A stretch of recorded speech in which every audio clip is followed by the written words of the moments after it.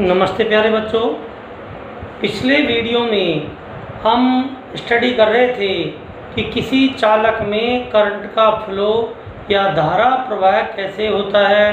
तो आपको मैंने बताया था कि कोई भी धात्विक चालक होता है उसमें चालक का जब निर्माण होता है और धातु परमाणु एक दूसरे के निकट आते हैं तब उनके बीच इंटरेक्शन या अंतःक्रिया के कारण बाह्यतम कोश के इलेक्ट्रॉन उस धातु परमाणु से बाहर निकल जाते हैं और धनायनों का जालक अपने स्थान पर फिक्स रहता है और परमाणु में से निकले हुए इलेक्ट्रॉन इस धात्विक जालक के अंदर यादृच्छिक अनियमित रूप से गति करते हैं ऊष्मीय ऊर्जा के कारण। इस कारण इन इलेक्ट्रॉनों को, ये जो थर्मल इलेक्ट्रॉन है या ऊष्मीय इलेक्ट्रॉन है, इन्हें मुक्त इलेक्ट्रॉन कहते हैं, क्योंकि ये जालक के अंदर अनियमित रूप से यादृच्छिक गति रैंडमली मोशन करते हैं। चूंकि इनका एक निश्चित दिशा में नेट प्रवाह शून्य होगा, अतः चालक में कोई धारा प्रवाह नहीं होता है। ठीक, तो उस स्थिति में इनका जो औसत वेग आएगा वो क्या आएगा? 0 आएगा। तो ऊष्मीय जो वेग है, थर्मल इलेक्ट्रॉन्स हैं, जो मुक्त इलेक्ट्रॉन है, और जब हम बाहर से कोई तार पर बैटरी नहीं जोड़ें तो आपके मुक्त इलेक्ट्रॉनों का औसत वेग क्या रहेगा? 0। अब हम क्या करें कि यदि इसके सिरों पर एक बैटरी जोड़ दें तो हमने चालक तार के सिरों पर एक विभवांतर आरोपित कर दिया है। इस विभवांतर आरोपित करने के कारण चालक तार के भीतर या चालक के भीतर एक विद्युत क्षेत्र उत्पन्न हो गया है और यह विद्युत क्षेत्र में यदि कोई आवेश होगा तो उस पर क्या लगेगा? बल लगेगा। तो इसमें जो मुक्त इलेक्ट्रॉन है उन पर क्या होगा? एक विद्युत बल आरोपित होगा। तो अनियमित गति पर एक नियमित गति अध्यारोपित हो जाएगी। ठीक, और ये जो इलेक्ट्रॉन है इन दोनों गतियों के प्रभाव में विद्युत क्षेत्र की विपरीत दिशा में शिफ्ट होने लगते हैं या खिसकने लगते हैं। तो उनकी ये जो औसत गति होगी उसे बोलते हैं हम अपवहन वेग या ड्रिफ्ट वेलोसिटी। तो ये आपका क्या है? अपवहन वेग या ड्रिफ्ट वेलोसिटी। अपवाह वेग या इसे अपवहन वेग भी आपकी बुक्स में इसे अपवाह वेग लिख रखा है। आप बेसिक बुक्स देखो तो उसमें अपवहन वेग लिख रखा है और इसको अंग्रेजी में बोलते हैं ड्रिफ्ट वेलोसिटी, VD माने drift velocity. This means drift. तो आज हम पढ़ रहे हैं ड्रिफ्ट वेलोसिटी या अपवहन वेग। ठीक, तो क्या है ड्रिफ्ट वेलोसिटी? तो सबसे पहले हम ड्रिफ्ट वेलोसिटी को परिभाषित करते हैं। देखिए, सबसे पहले हम इसकी डेफिनेशन देते हैं अपवाह वेग या ड्रिफ्ट वेलोसिटी की। कई बार एग्जाम में इसकी डेफिनेशन पूछी जाती है।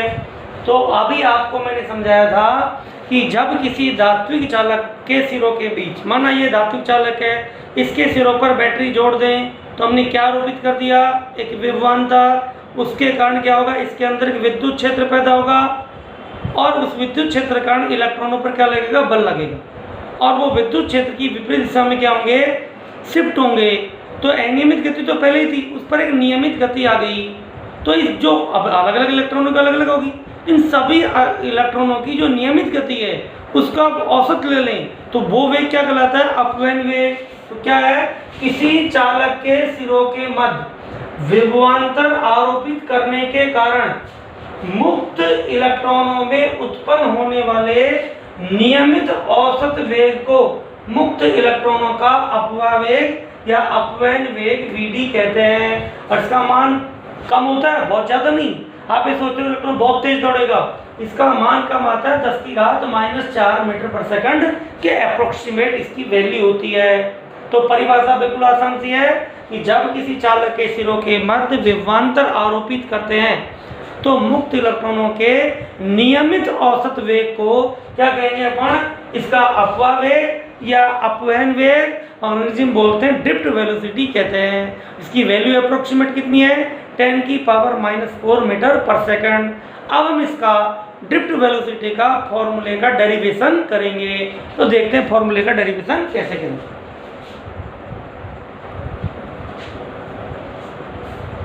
देखिए बच्चों, किसी भी जालक में जो इलेक्ट्रॉन है वो यादृच्छिक गति करता है और इस गति में इलेक्ट्रॉन की जो गति की दिशा है वो निरंतर परिवर्तित होती है, क्योंकि इलेक्ट्रॉन की जालक में लगातार टक्कर होती रहती है। आप देखो किस तरह गति होती है कि माना ये इलेक्ट्रॉन है, ये यहाँ से चला और यहाँ इसकी टक्कर हो गई, ठीक। उसके बाद इसका पथ इस दिशा में मुड़ गया, इधर आ गया, फिर माना ये इधर गया, फिर इधर आ गया, फिर माना इधर आ गया, फिर इधर गया, फिर इधर गया, फिर इधर गया, फिर इधर गया। इस तरह से आप देखो इलेक्ट्रॉन की गति इस तरह से हो रही है। तो ये जो पॉइंट्स हैं, ये जो पॉइंट्स हैं, यहाँ क्या हो रही है, यहाँ इलेक्ट्रॉन की टक्कर हो रही है।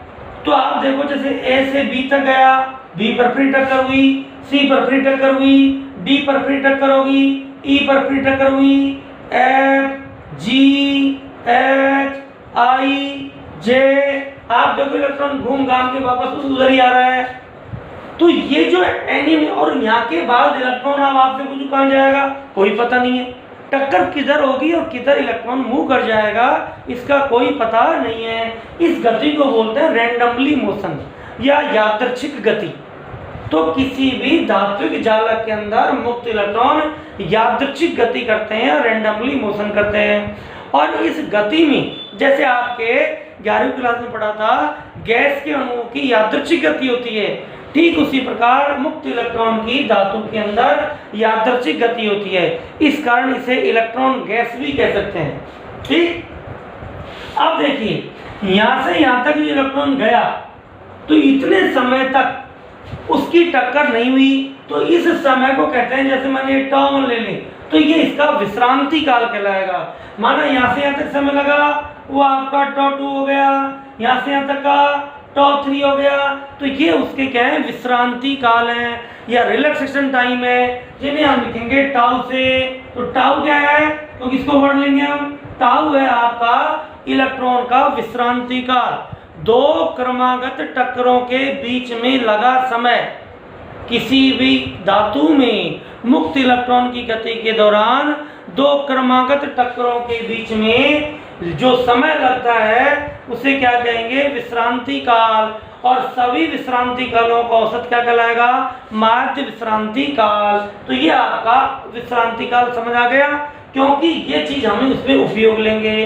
तो लगातार टक्कर हो रही है। अब हम इसके अपवा वेग के फॉर्मूले का क्या करेंगे, निगमन करते हैं या डेरिवेशन करते हैं इस फॉर्मूले।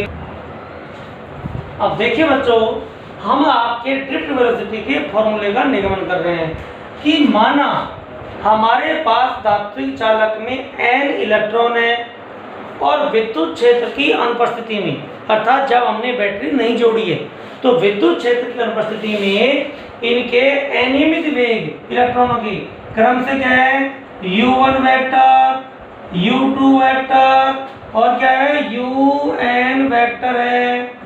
क्या है कि माना धात्विक चालक में n मुक्त इलेक्ट्रॉन है जिनके अनियमित वेग क्या है, u1 वेक्टर, u2 वेक्टर, जैसे un वेक्टर। अतः इन सब का औसत क्या होगा, मैंने पहले बताया था इनका औसत वेग 0 होगा, क्योंकि नेट फ्लो क्या होता है, 0।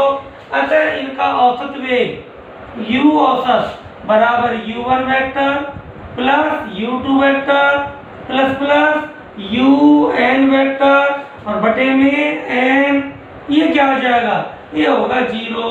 ये समीकरण नंबर 1। क्या लिखा हमने, माना धातु चालक में n मुक्त इलेक्ट्रॉन है जिनके अनियमित वेग क्रम से u1 वेक्टर, u2 वेक्टर, जैसे un वेक्टर है, इनका औसत वेग ये क्या होगा, 0, क्योंकि यादृच्छिक गति में नेट जो आवेश का फ्लो होगा वो हो गया 0। अब हम यदि इस चालक के सिरों के बीच एक विभवांतर V आरोपित करने से मुक्त इलेक्ट्रॉनों पर आरोपित विद्युत क्षेत्र क्या हो, E, तो मुक्त इलेक्ट्रॉनों पर आरोपित विद्युत बल क्या होगा, विद्युत बल F E इलेक्ट्रिक फोर्स बराबर F बराबर क्या होगा, माइनस E, क्योंकि F बराबर होता है QE, Q की जगह इलेक्ट्रॉन का वैसे माइनस E। और यदि इलेक्ट्रॉन का द्रव्यमान कितना हो, m, तो इलेक्ट्रॉन में उत्पन्न त्वरण क्या हो, a वेक्टर तो ये आपकी न्यूटन की गति के दूसरे नियम से आ गया, F बराबर ma। तो ये जो विद्युत बल है वो किसके बराबर होगा, F बराबर ma की। तो क्या लिखेंगे, यदि इस चालक के सिरों के बीच एक विभवांतर आरोपित करने से चालक में उत्पन्न विद्युत क्षेत्र E वेक्टर हो तो चालक में मुक्त इलेक्ट्रॉनों पर लगने वाला विद्युत बल F E वेक्टर बराबर minus E capital E vector बराबर होगा M A वेक्टर, जहां A वेक्टर विद्युत बल के कारण इलेक्ट्रॉनों में उत्पन्न त्वरण है, या इलेक्ट्रॉन का त्वरण क्या हो जाएगा, A वेक्टर बराबर माइनस E वेक्टर पर अपॉन M। ये इक्वेशन नंबर आपकी 2 आ गई। ठीक, तो ये विद्युत क्षेत्र के कारण इलेक्ट्रॉन का क्या आ गया, त्वरण आ गया। अब देखो, यदि इलेक्ट्रॉनों के विश्रांति काल, पहले इलेक्ट्रॉन का विश्रांति काल τ1, दूसरे का τ2, इसी प्रकार nवें इलेक्ट्रॉन का विश्रांति काल कितना है, τn है। अर्थात प्रथम टक्कर के बीच पहला इलेक्ट्रॉन कितना टाइम लेगा, τ1, दूसरा लेगा τ2, n लेगा τ1, इनके विश्रांति काल है। तो अगली टक्कर से, तब अगली टक्कर से ठीक पूर्व इन इलेक्ट्रॉनों के वेग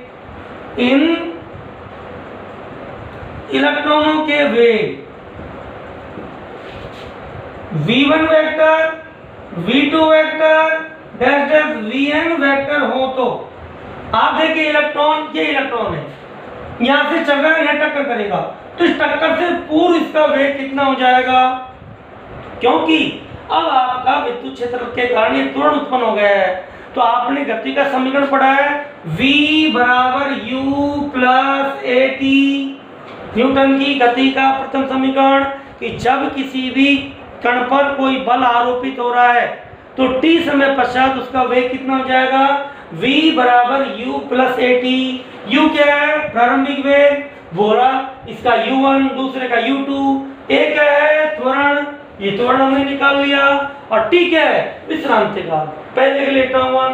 तो बताओ पहले का वेग क्या हो जाएगा, तो v1 वेक्टर इक्वल टू, तो इसलिए आपके वेग क्या आएंगे, देखो हो तो v1 वेक्टर बराबर u1 vector plus a vector τ1, v2 vector बराबर u2 vector plus a vector τ2। इस तरह से nवें इलेक्ट्रॉन का वेग क्या होगा, vn vector is equal to un vector plus a vector और τn। ये इक्वेशन नंबर आ गई 3। किस चाहिए, हम लिखेंगे अगली तक, यदि मुक्त इलेक्ट्रॉनों के विश्रांति कालक्रम से τ1, τ2 डैश डैश τn हो, तब अगली टक्कर से ठीक पूर्व इन इलेक्ट्रॉनों के वेग v1 vector, v2 vector, dash dash vn vector हो, तब इनके मान ये लिख देंगे, v1 वेक्टर का मान ये हो जाएगा, v2 वेक्टर का मान ये हो जाएगा, और vn वेक्टर का मान ये हो जाएगा। अब अपव्यय वेग की परिभाषा क्या थी, नियमित औसत वेग। तो इन जो ये कैसे वेग है, नियमित, ये u1 u2 ये तो अनियमित वेग थे, और विद्युत क्षेत्र आरोपित करने के बाद ये वेग कैसे आ गए, नियमित वेग। इनका क्या ले लें, औसत, वही तो अपव्यय वेग है। तो v1 vector, v2 vector, dash dash dash vn vector, इनका जो औसत ले लेंगे वही अपव्यय वेग होगा। तो इन वेगों का औसत लेके हम अपव्यय वेग का फॉर्मूला निकालते हैं। तो देखिए बच्चों, अतः अपव्यय वेग vd vector is equal to v1 vector plus v2 vector plus vn vector. नियमित औसत वेग, ये नियमित वेग है, इनका औसत ले लिया, सभी औसतों का वेग बटा वेगों की संख्या, तो ये आपका अपव्यय वेग हो गया। अब v1 vector, v2 vector, vn vector के मान हम किससे रखते हैं, समीकरण 3 से। तो क्या हो जाएगा, vd वेक्टर, समीकरण 3 से v1 का मान रखो, u1 vector plus a vector τ1, plus v2 vector का मान रखे तो u2 vector plus a vector tau 2 plus इसी तरह किसका vn वेक्टर का मान रखे तो क्या जाएगा un vector plus a vector tau n और बटे में n। ठीक, अब इसमें से जो टर्म है u1 u2 इनको अलग कर लें तो देखो क्या हो जाएगा vd vector is equal to ये u1 u2 एक जगह लिखे u1 वेक्टर प्लस यहाँ से आ गया u2 वेक्टर प्लस यहाँ से आ जाएगा un वेक्टर और बटे में n। ये टर्म हमने अलग कर ली प्लस ये जो सब टर्म है इनमें आपका a वेक्टर क्या आ जाएगा कॉमन, तो अंदर क्या बचेगा tau 1 tau 2 plus tau n और बटे में क्या आ जाएगा n। इस तरह से हमने इसको सॉल्व कर लिया। अब देखो समीकरण एक से u1 vector plus u2 vector plus un vector upon n बराबर क्या हो गया 0। ये अनियमित गति है उनका औसत वेग क्या होगा 0 समीकरण 1 में, तो ये तो हो गया 0 तथा